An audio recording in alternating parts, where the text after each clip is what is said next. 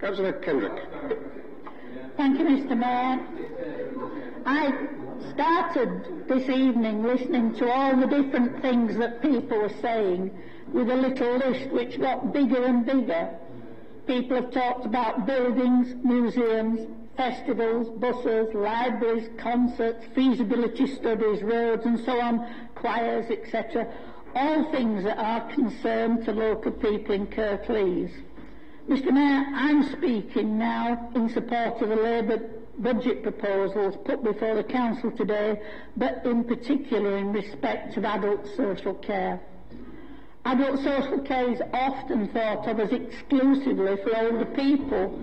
Of course, all adults fit into this, in particular those with physical or learning disabilities, those with chronic long-term physical or mental health illnesses, and most importantly the carers who look after and support all of those groups of people. The adult social care budget is one of the largest budget areas within the Council's spending, and because of the cuts to this Council, adult social care is also facing cuts.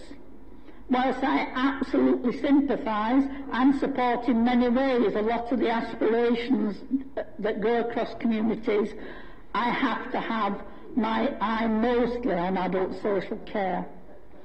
These budget cuts need to be considered against the potential growing demand for services.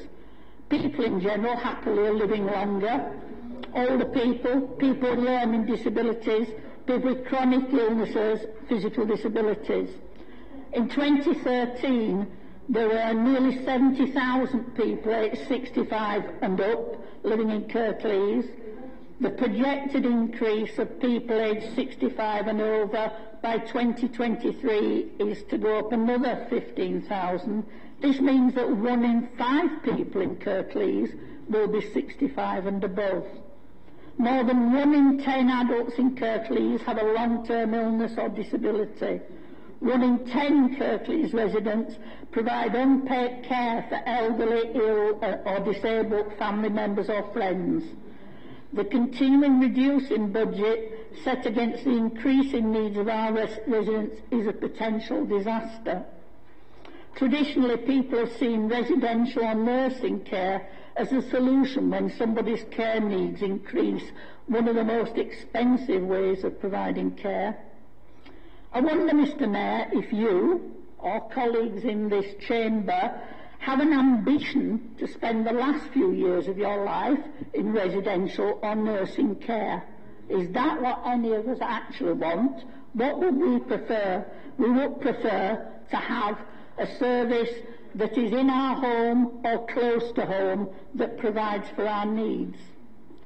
Like most councils in this country, we are looking at early intervention and prevention, an approach that we can assist residents to live better for longer.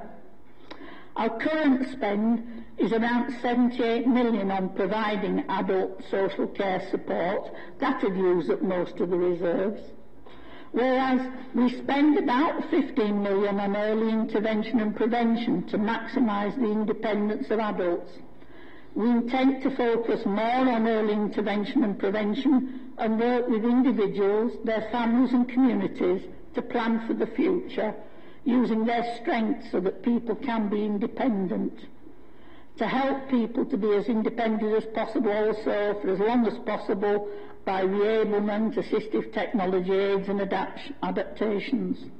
If people do need help from the Council, then giving people choice and control through personal budgets and direct payments, working closely with the NHS and working with providers to make sure the quality of care that people receive is to a good standard.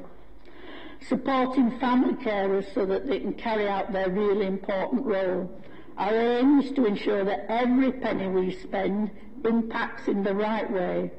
More effective early intervention and prevention services delivered at a reduced cost will deliver services on a demand-led budget. Thank you.